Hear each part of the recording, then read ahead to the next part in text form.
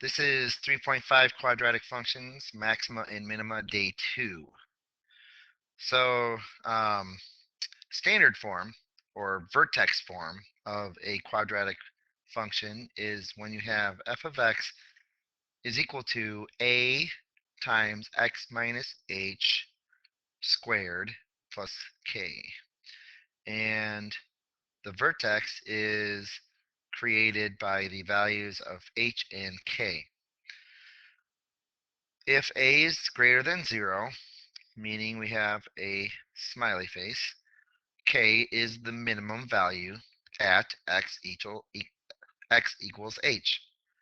And if a is less than 0, meaning a frowny face, k is the maximum value at x equals h. To convert from the previous form of f of x equals ax squared plus bx plus c form to what they call standard form, what I call vertex form, is in vertex form is the f of x equals a times x minus h squared plus k. You will need to complete the square. So let's look at an example here where we have f of x equals x squared minus 8x plus 8. What we need to do is we need to kind of focus in on the two x terms and separate the constant, the plus 8. So we're going to say x squared minus 8x. We're going to create a space there, and we're going to separate this from the plus 8. Now, because we're going to add something over here, instead of moving that 8 over to the left, we're leaving it over here. And when we add a number, we also need to subtract that number so that we are keeping the equation equal to what we started with. And to complete the square, we are going to take half of the x term, so the negative 8. If we take half of that, we get negative 4. And negative 4 squared is 16. So we're adding 16, and then we subtract the 16 on the outside to keep the balance. And this minus 4, that negative 4, is what we write into be the squared term in the format of x minus h squared. So it's x minus 4 squared. That is the factored form of x squared minus 8x plus 16. And then on the outside, we'll end up with plus 8 and minus 16, so minus 8. So we have f of x is equal to x minus 4 squared minus 8. So knowing that it's x minus h squared plus k, the fact that these are the same with x minus 4 and x minus h is equal to 4. With k plus k and minus 8, these are opposite, and so you're going to take the opposite of 8, you're going to take minus 8. So k is equal to negative 8. So our center, our vertex, sorry, is for negative 8. And if we need to graph this, we are going to graph at 4, 1, 2, 3, 4, negative 8.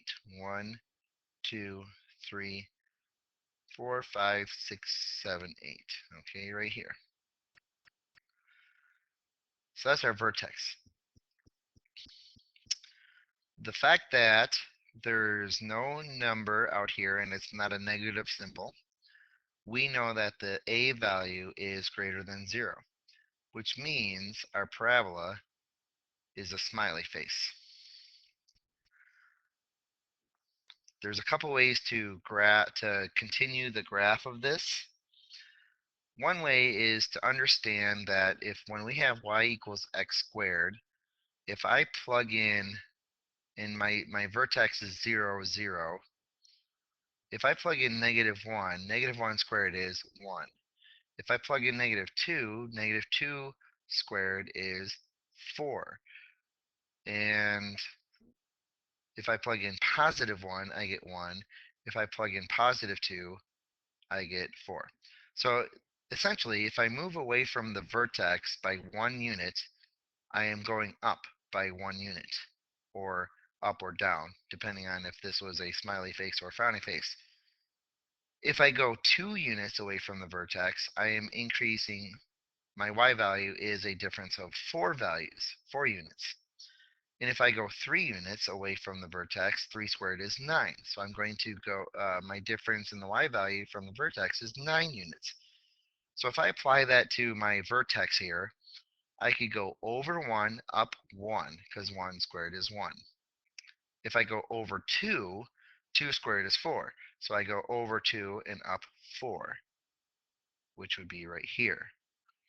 And if I go over 3, I would go up 9. 1, 2, 3, 4, 5, 6, 7, 8, 9. And I could also do that to the left. Left 1, up 1, left 2, up 4, and left 3, up 9. Now again, I could also apply the fact that I know that parabolas are symmetrical. So if I can finish one side, I can finish the other side. And then I can draw my parabola.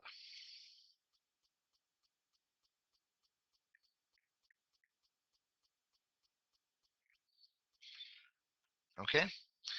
Otherwise, I could find the y-intercept. I could find the x-intercepts, and I could plot those points.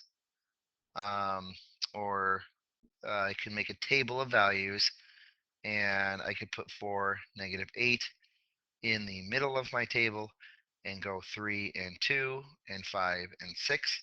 And if I plug in 3, and I would get 3 minus 4 squared, that's -1 squared, which is 1. And then I subtract 8, and I would get -7. If I plug in 2 minus 4 squared minus 8, that's -2 squared minus 8, which is 4 minus 8 to get -4.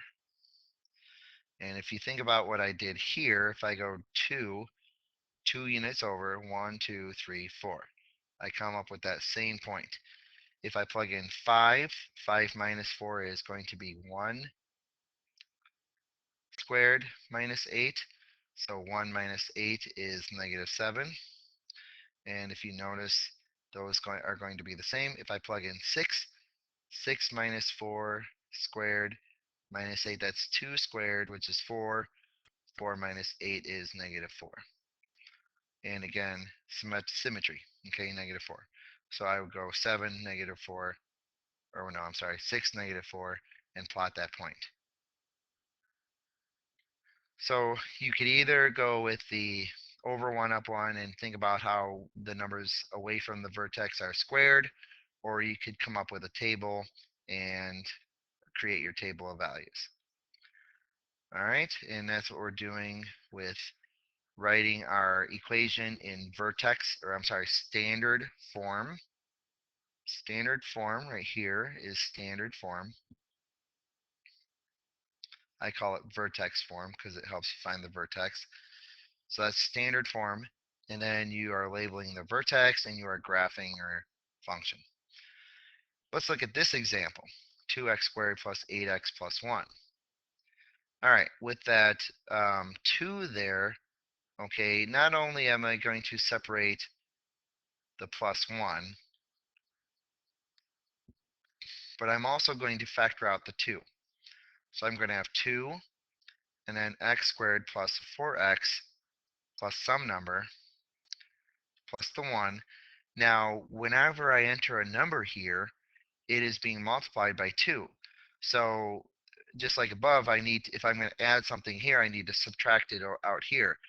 But I need to also consider the fact of that 2 on the outside there. So I'm going to subtract 2 times whatever number I put here. So when I do the completing the square of x squared plus 4x, half of 4 is 2. Let me write that better. Half of 4 is 2, and 2 squared is 4. So 2 times 4, I want 2 times 4 out here as well. And 2 goes out here. Think about the fact that, remember, that 4, that plus 4 here, is what I'm going to, I'm sorry, the 2, the half value, is what is going on the inside of my squared factor. So I get x plus 2 squared. And then 1 minus 8 is negative 7. So minus 7. So I get f of x equals 2 parentheses x plus 2 squared minus 7.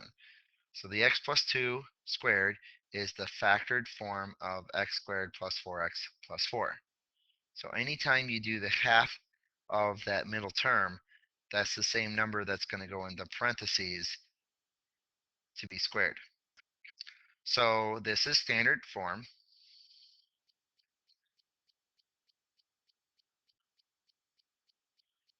And my vertex, thinking about x minus h plus k, okay, these are opposites. So my h is negative 2, and these are opposites. So k is negative 7. So my center, or my my vertex, is negative 2, negative 7. So negative 2, 1, 2, 3, 4, 5, 6, 7. There's negative 2, negative 7. And if I go left 1, up 1, left 2, up 4, left 3, up 9, okay, and then symmetry, I can graph the other points.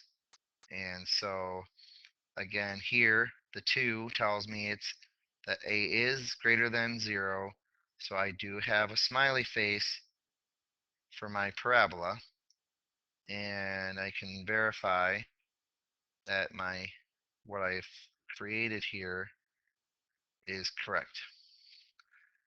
Okay, so if you think about the transformation stuff, I went left 2 units and down 7, left 2 units, down 7. That's my vertex. And I vertically stretched by 2. So instead of, oh boy, I didn't do that. So I need to regraph this. I have to go over 2 and down 7. Now, because of the vertical stretch of 2 units, I'm not going over 1, up 1. I'm going over 1, up 2. I almost forgot about that too. Which if I made my table, I would not have messed up. But if I'm creating my points by understanding the process, I do need to understand and remember that 2's out there.